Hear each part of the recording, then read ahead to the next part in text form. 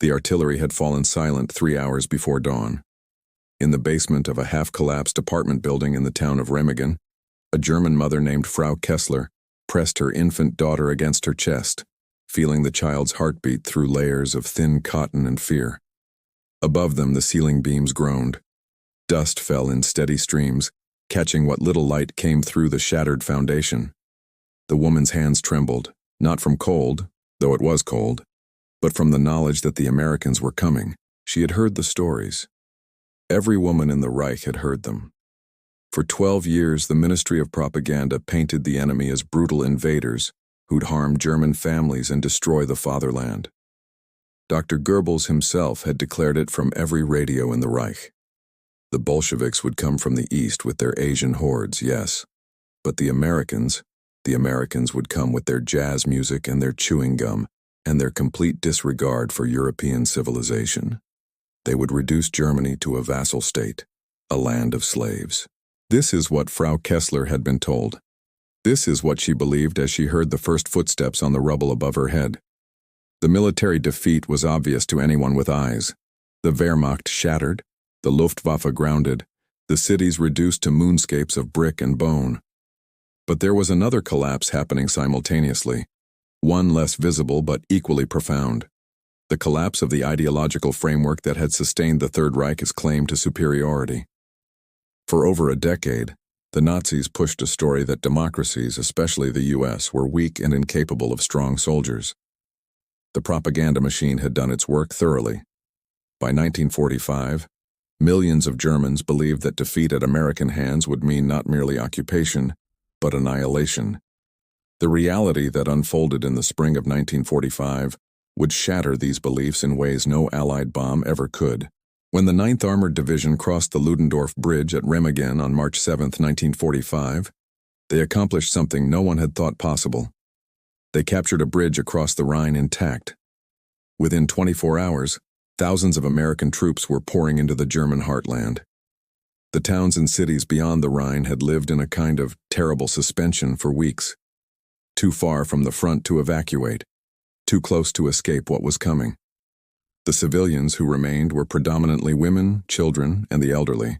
The men were dead or captured, or still fighting in units that existed more on paper than in reality. What was left in places like Remagen, Koblenz, and the villages in between were the people propaganda promised to protect, but ended up abandoning. Frau Kessler heard voices above her. English. American English. She recognized it from the forbidden films she had watched before the war, before such things became unthinkable. She held her daughter close. The little one was so weak from hunger that she couldn't even cry. A heartbreaking kind of mercy. 3 months earlier, the rations had been cut again. The milk had stopped coming. The bread was more sawdust than grain. The infant had stopped gaining weight in January. Now, in March, she felt light as paper in her mother's arms. The footsteps grew closer. A flashlight beam cut through the darkness of the basement, sweeping across the faces of the dozen women and children huddled in the space. Frau Kessler closed her eyes. This was the moment. This was where the stories would prove true. The beam stopped on her face and she heard a voice say something in English. Then the light moved away. What happened next would stay with Frau Kessler Ring for the remaining 43 years of her life. The American soldier who descended into that basement was a private named Joseph Hendricks from rural Pennsylvania. 22 years old, a farm boy who had been drafted in 1943 and had landed on Omaha Beach the previous June. He had seen the worst of the war, the hedgerows of Normandy, the frozen forests of the Ardennes, the shattered towns of the Rhineland. He had lost friends to German bullets, German shells, German mines. He had every reason to hate these people. The official line from command was clear. Don't fraternize. Don't trust them. Remember what they did. And yet, when Private Hendricks swept his flashlight across that basement and saw the condition of the civilians huddled there, his first instinct was not vengeance. His first instinct was recognition. He saw hunger. He had grown up during the Depression and had known what it meant to wonder where the next meal would come from. He saw fear. He had felt it himself in 100 foxholes across France and Germany. And he saw children. infants and toddlers with hollow eyes and distended bellies, the universal language of starvation. Private Hendricks called up to his sergeant. Within 10 minutes, 3 more Americans had descended into the basement, and they had brought something Frau Kessler-Ring had not seen in months. Food. Not German rations, which by March 1945 had become nearly theoretical. Not the bitter ersatz coffee or the gray bread that tasted of chemicals. The Americans brought chocolate bars, condensed milk, white bread, cheese, canned meat. They brought abundance. Private Hendricks approached Frau Kessler carefully, speaking in slow English, holding out a can of condensed milk and gesturing to her child. The woman stood still. She believed that accepting anything from the enemy meant betraying her own side. But her daughter was dying, and propaganda cannot feed an infant. She took the can. The sergeant, a man named William Kowalski from Detroit, watched this exchange and then made a decision that would be repeated thousands of times across Germany in the following weeks. He ordered his men to help evacuate the civilians from the basement to a makeshift aid station the division had established in a partially intact church 3 blocks away. The building was unstable. Another artillery barrage could bring it down at any moment. Better to move them now while there was a lull in the fighting. Private Hendricks reached for Frau Kessler's daughter. The mother recoiled. The soldier kept his hand extended, palm up, patient. He was smiling. Not with triumph, but with something closer to gentleness. Frau Kessler-Ring looked at his face, really looked at it, and saw something she had not expected to see in an American soldier. Humanity. She placed her daughter in his arms. This moment, this simple transaction of trust, was being replicated across the Western Front with a frequency that startled both the American troops and the German civilians.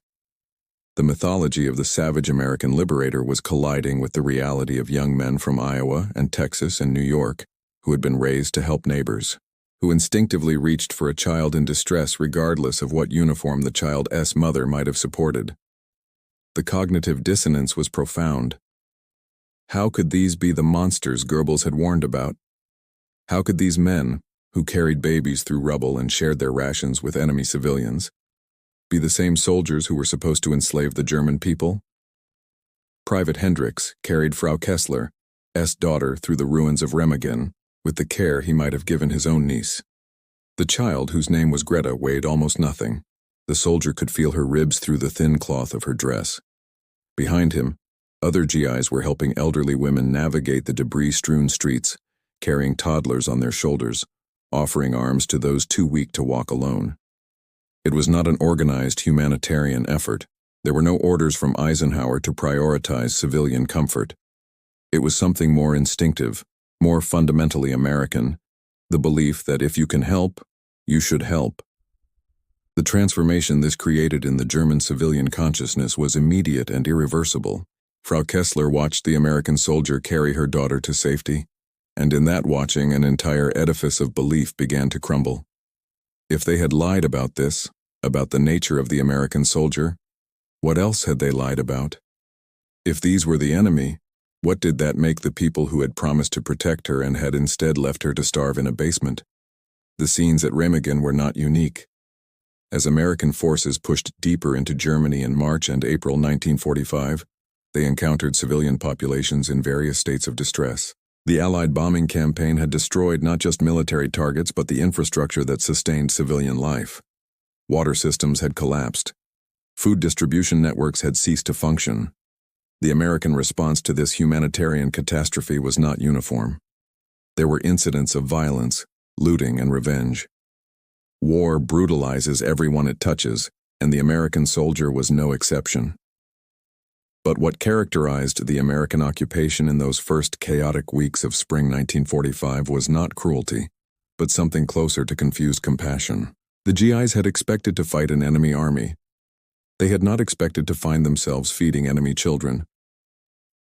In the town of Eschweiler near Aachen, a combat medic named Robert Chen from San Francisco delivered 3 German babies in a single week, working in a basement clinic with whatever medical supplies he could scrounge. In Cologne, engineers from the 8th Infantry Division spent 4 days repairing a water main that served a neighborhood of civilians, work that had nothing to do with military objectives, and everything to do with the fact that children were drinking from contaminated puddles. In dozens of small villages across the Rhineland, American mess sergeants found themselves doubling their cooking duties, preparing meals not just for their own troops, but for German civilians who appeared at the perimeter of their camps, silent and starving. This was not official policy. The Allied plan for occupied Germany, such as it existed in March 1945, was punitive.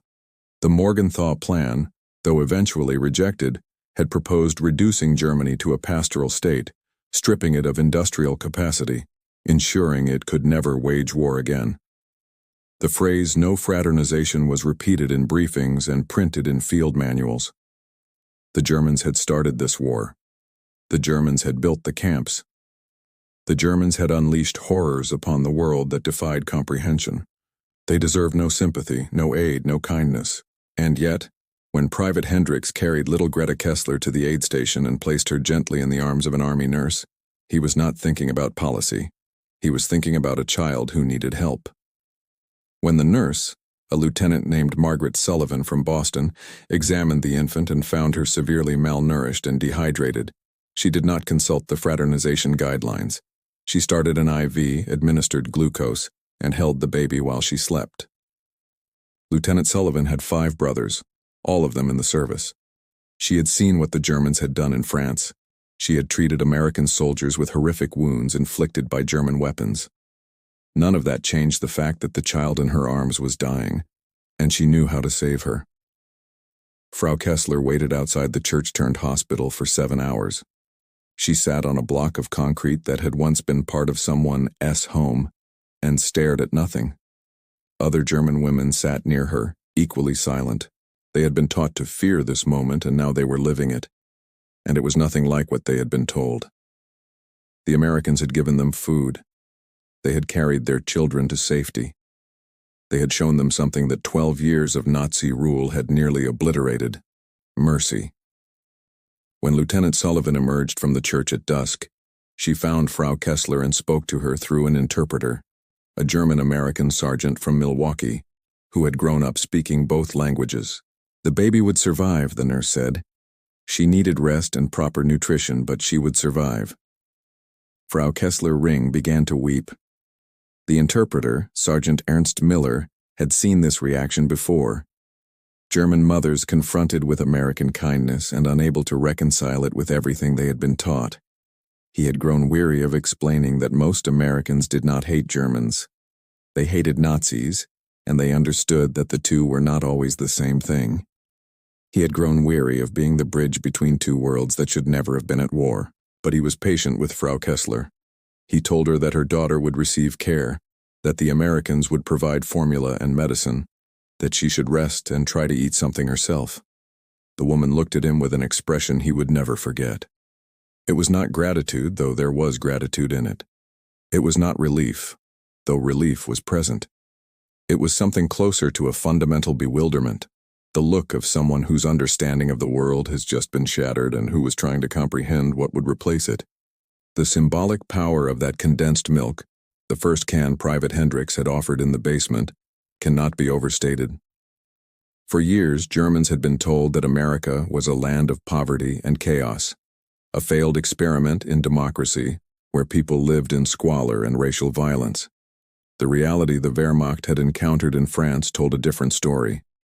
The equipment the Americans brought to Europe, the vehicles, the weapons, the supplies, spoke of an industrial capacity that dwarfed anything Germany could produce. But it was the small things that truly revealed the gap between propaganda and reality.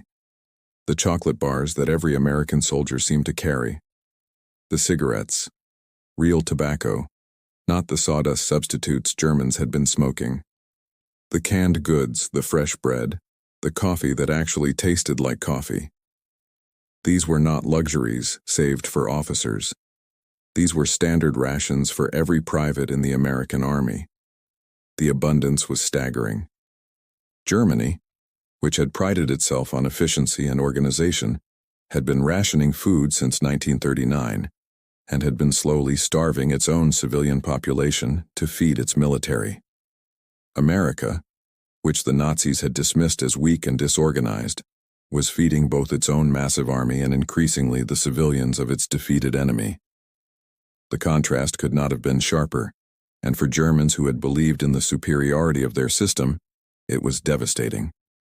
By late March 1945, the pattern was clear across the American zone of occupation. The 9th Armored Division alone estimated it had provided emergency rations to over 20,000 German civilians in the first 2 weeks after crossing the Rhine. The 1st Infantry Division established feeding stations in Bonn and the surrounding villages, serving hot meals to anyone who appeared. The 3rd Armored Division detailed entire platoons to assist with medical care for civilians, work that took them away from military duties but which commanders deemed necessary both for humanitarian reasons and for maintaining order. A starving, desperate population was a dangerous population. Better to feed them, the reasoning went, than to face an insurgency born of desperation. But the motivation went deeper than pragmatism. The average American GI in Germany in 1945 came from a culture that valorized individual initiative and community responsibility. They had been raised during the Great Depression by parents who remembered what it meant to go hungry and who had survived through a combination of government assistance and neighbor helping neighbor. They had been taught, consciously or not, that America's strength came not from racial purity or military discipline, but from its diversity, its democratic institutions, and its fundamental belief that people had a right to life, liberty, and the pursuit of happiness. These were not abstract concepts, they were lived values. And when the GIs encountered civilians in distress, these values guided their actions more than any military directive ever could. The German civilians noticed. Of course they noticed. How could they not notice when the behavior of their conquerors contradicted everything they had been taught about conquest? When German forces had occupied France, Belgium, Poland, the Soviet Union, they had not carried children to safety. They had implemented policies of deliberate starvation. They had rounded up populations for forced labor or worse. They had made a philosophy of cruelty. The Americans brought chocolate bars. Frau Kessler was not a Nazi. She had never joined the party, had never attended a rally, had never raised her arm in salute with any real conviction. She had been a school teacher before the war, teaching literature and history to children who had been required to begin each day singing the Horst Wessel Lied. She had taught the curriculum she was given, and had kept her doubts to herself, because to voice doubt was to risk everything. Her husband had been drafted in 1942 and sent east. She had received 3 letters from him, the last one dated November 1943, postmarked from somewhere near Smolensk. After that, silence. She had raised Greta alone, had watched her country destroy itself, and had waited for the end that everyone knew was coming. When that end arrived in the form of Private Joseph Hendricks from Pennsylvania, it was nothing like she had imagined. The young soldier who carried her daughter to safety became, in her mind, the symbol of everything the Third Reich had lied about. He was not a monster. He was a farm boy who missed his mother and who could not walk past a suffering child without trying to help. He represented a kind of power that Germany had never understood, the power of a nation built on the idea that all people, even your enemies, possessed inherent dignity. This realization spread through the German civilian population like a slow-moving wave throughout the spring and summer of 1945, as American occupation became a daily reality rather than a feared prospect.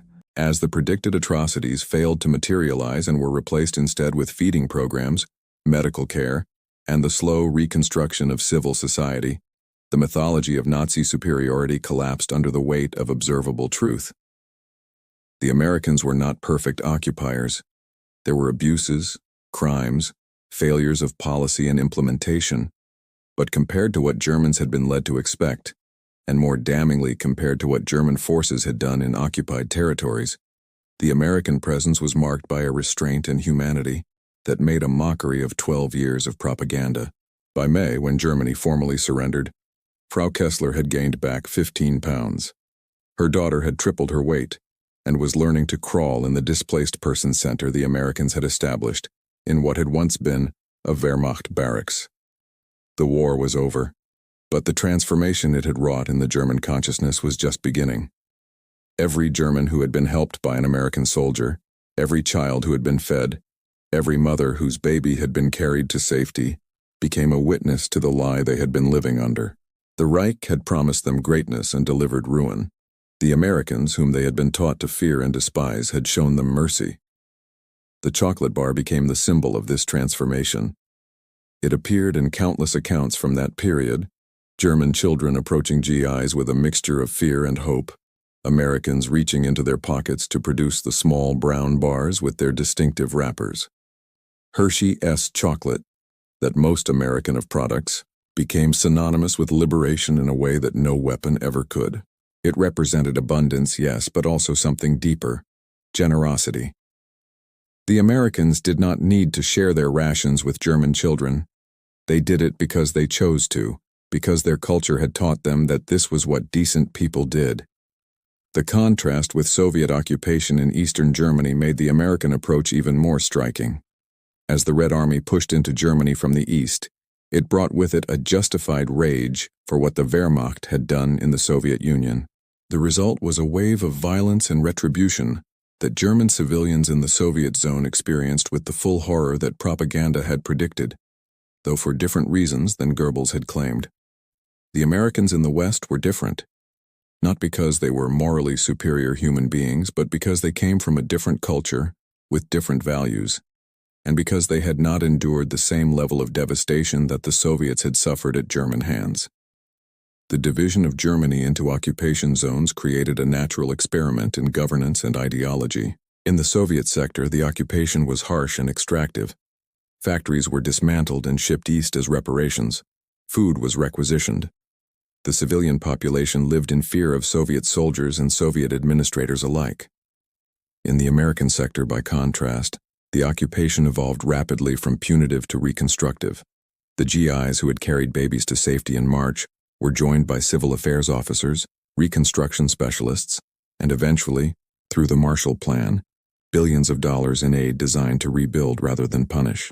The German civilians in the western zones noticed the difference immediately. Frau Kessler had cousins in Brandenburg, in the Soviet zone. The letters that occasionally made it through told stories that made her grateful, despite everything, that the Americans had arrived first. Her cousin Helga wrote of Soviet soldiers who took what they wanted without asking, of a command structure that seemed to view German civilians as legitimate targets for revenge, of a hopelessness that pervaded daily life. In contrast, Frau Kessler could walk to the American mess hall each morning and receive a hot meal. She could take her daughter to the American medical clinic for checkups. She could see with her own eyes American engineers working to restore electricity, to repair roads, to make life livable again. This created a cognitive shift that went beyond mere gratitude. It created a fundamental reorientation toward democracy in the West. The Germans in the American zone began to understand that their survival and eventual prosperity were linked to the very system they had been taught to despise. Democracy had not made America weak. It had made America strong enough to not only win the war but to rebuild its enemies afterward. The free market had not created chaos. It had created the industrial abundance that now fed German children. Individual liberty had not led to social breakdown. It had produced citizens who voluntarily helped those in need, even when those in need were enemy civilians. Private Hendricks wrote home to his parents in Pennsylvania in April 1945, trying to explain what he had seen and what he had done. "I carried a German baby to the hospital today," he wrote. "She was starving. Her mother looked at me like she thought I was going to hurt them, but I just wanted to help. I kept thinking about Mary's kids back home. Kids are kids, I guess, no matter what side their parents were on. This whole thing is crazy. We're supposed to hate these people, and I do hate what their army did. But when you see them up close, they're just scared and hungry and tired. Just like us, I guess. Except they lost and we won. I'll be glad when I can come home." That letter, preserved in a collection at the U.S. Army Heritage and Education Center, captures the essential ambivalence of the American occupation. The GIs were not naive. They knew what the German war machine had done, but they also retained the capacity to see individual Germans as individual humans, a distinction their enemy had systematically failed to make when dealing with occupied populations. This was the fundamental difference between the two systems. One had been built on the belief that some people were inherently superior to others, and thus entitled to brutalize those deemed inferior, while the other, for all its flaws and contradictions, maintained at least the aspirational belief that all people possessed equal worth. The impact of this philosophy on German civilians was profound and lasting. Frau Kessler would live until 1988, long enough to see Germany reunified and to watch her daughter raise children of her own in a prosperous democratic West Germany. In interviews conducted by historians in the 1970s and 1980s, she consistently returned to that moment in March 1945, when Private Hendricks had reached for her daughter. "That was when I knew it was all lies," she said. "Everything they had told us, everything we had believed, lies. The Americans were supposed to be our enemies, and they saved my child's life. What does that make the people who told us to fear them?" This was the question that haunted Germany in the aftermath of the war. The physical reconstruction was difficult enough. The cities had to be rebuilt, the economy revived, the population fed and housed. But the psychological reconstruction was perhaps even more challenging. An entire nation had to come to terms with the fact that they had been systematically lied to, that they had supported a regime built on hatred and lies, and that their supposed enemies had shown them more humanity in defeat than their own leaders had shown them in victory. The American soldiers who participated in these small acts of mercy in the spring of 1945 did not think of themselves as agents of ideological transformation. They were just doing what seemed right in the moment, but collectively, these actions, the carrying of babies, the sharing of food, the provision of medical care, accomplished what no amount of propaganda or re-education programs could achieve. They demonstrated, in practical and undeniable ways, the difference between a system built on human dignity and a system built on human degradation. The process of denazification, the formal Allied program to remove Nazi ideology from German society, was often heavy-handed and imperfect. Questionnaires were filled out, party members were identified and sometimes prosecuted, symbols were banned, and monuments destroyed. But the real denazification happened in moments like the one Frau Kessler experienced in that basement. It happened when observable reality contradicted propaganda so thoroughly that the propaganda simply collapsed. It happened when a German mother placed her dying child in the arms of an American soldier and discovered that mercy was real, that kindness existed even in war, that the enemy was human after all. The transformation was not instantaneous or universal. Some Germans retreated into bitter nostalgia for the Reich, refusing to accept responsibility for what had been done in their name. Some clung to anti-Semitism and hatred, even as their cities were rebuilt with American assistance. But for millions of Germans, particularly those who had direct contact with American forces in those early months of occupation, the change was undeniable. They had seen with their own eyes that democracy worked, that diversity created strength rather than weakness, that a nation built on individual liberty could be more powerful, more prosperous, and more humane than any authoritarian state.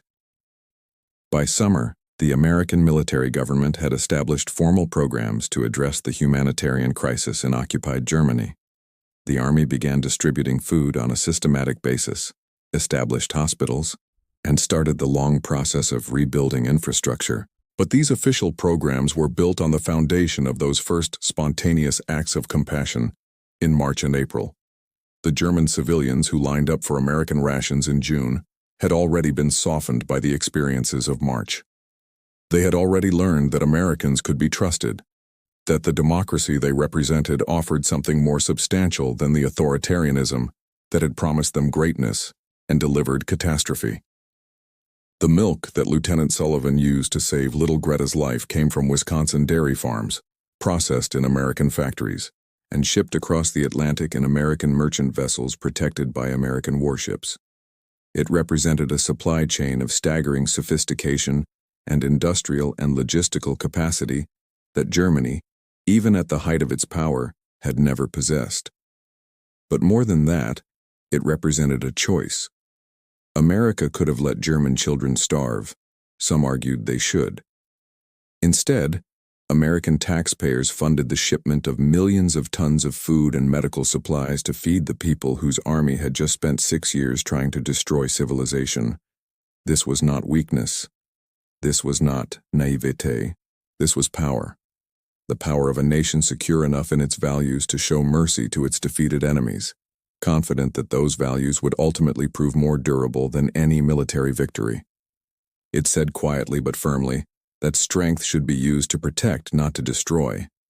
That victory imposed obligations, not just opportunities. That the true measure of a civilization was how it treated those who could not defend themselves. Frau Kessler understood this, though she might not have articulated it in these terms as she held her daughter in the Displaced Persons Center in the summer of 1945, as she listened to American jazz playing on a GIS radio and ate American white bread that tasted like a miracle after years of ersatz rations. She understood that something fundamental had changed. The world she had known, the world of the Reich and its promises of greatness, was gone forever.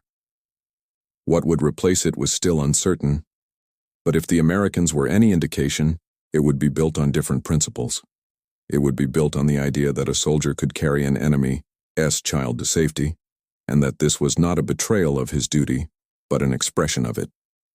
The summer of 1945 brought its own challenges. The war in Europe had ended, but millions of displaced persons clogged the roads and railways, searching for homes that no longer existed or family members who had not survived. The American occupation forces found themselves administering a humanitarian crisis of unprecedented scale. But the foundation of trust that had been established in those first weeks proved invaluable. German civilians cooperated with American authorities because they had learned that cooperation led to aid, not punishment. They registered with occupation officials because they had learned that the Americans could be trusted to treat them fairly. They began the long, painful process of confronting what had been done in their name, because they had seen firsthand that another way was possible. Greta Kessler would grow up with no memory of that march, when an American soldier had carried her to safety. But the story was told to her repeatedly throughout her childhood, became part of her family's mythology, and shaped her understanding of the world. And she would tell her students about the day she was saved, about the soldier from Pennsylvania who had shown mercy when he had every reason not to, about the lesson that moment taught, that civilization is fragile, that cruelty is easy, but that kindness requires courage, and that courage can change the world. The epilogue to this story played out over decades. West Germany became a democracy, a close ally of the United States, an economic powerhouse rebuilt with American assistance through the Marshall Plan. The generation that had lived through 1945, that had experienced the collapse of the Nazi state and the unexpected mercy of the American occupation, became the generation that built the new Germany. They remembered. They taught their children to remember not just the horrors of what they had supported, consciously or through silence, but also the lesson of what real strength looked like when exercised with restraint and guided by values. Private Joseph Hendricks returned to Pennsylvania in December 1945. He went back to farming, married his high school sweetheart, raised 4 children, and rarely spoke about the war. When he did not talk about the battles or the fear or the friends he had lost. He talked about the German mother in the basement and her baby who had weighed nothing at all. He talked about how strange it had been to be feared and then trusted, how much it had meant to see that child survive. In 1982, a German documentary crew tracked him down. Working from Frau Kessler's memories and American unit records, they asked him why he had helped. He looked confused by the question. "What else was I supposed to do?" he said. "She was a baby. You help babies." That answer, in its simplicity, captured something essential about the American character that Nazi ideology had never understood. The Reich had believed that democracy made people weak, that diversity made societies unstable, that mercy was a luxury only the powerful could afford. Private Hendricks proved them wrong. He was not weak. He had survived Omaha Beach, had fought through France and Germany against an enemy that had given no quarter, but he had retained the capacity for compassion, the instinct to help rather than harm. That was not weakness. That was strength of a kind the Third Reich had never comprehended. The babies carried to safety in the spring of 1945 grew up in a Germany transformed. They became doctors and teachers, builders and artists, mothers and fathers themselves. They lived in a country that had learned through the most catastrophic failure imaginable that authoritarianism led only to destruction, and that democracy, for all its messiness and contradictions, offered something better: the possibility of dignity, the promise of choice, the hope that mercy might triumph over cruelty. And when they told their own children and grandchildren about the war, some of them told the story of the American soldiers who had carried them to safety, who had given their mothers food and medicine, who had shown them that the world did not have to be built on hatred. These stories became part of the fabric of German memory, a counterweight to the shame and horror of what the Reich had done. They were not excuses. Nothing could excuse the Holocaust, the aggressive wars, the deliberate cruelty of the Nazi state. But they were reminders that even in humanity's darkest hours, even in the ruins of a civilization that had chosen evil, small acts of decency remained possible. And sometimes those small acts, a soldier carrying a baby through rubble, a nurse saving a child's life, a can of condensed milk offered without demand for payment or gratitude, could plant the seeds of something better. The mothers who wept in the spring of 1945 wept for many reasons. They wept for what they had lost: husbands, homes, the illusion of righteousness.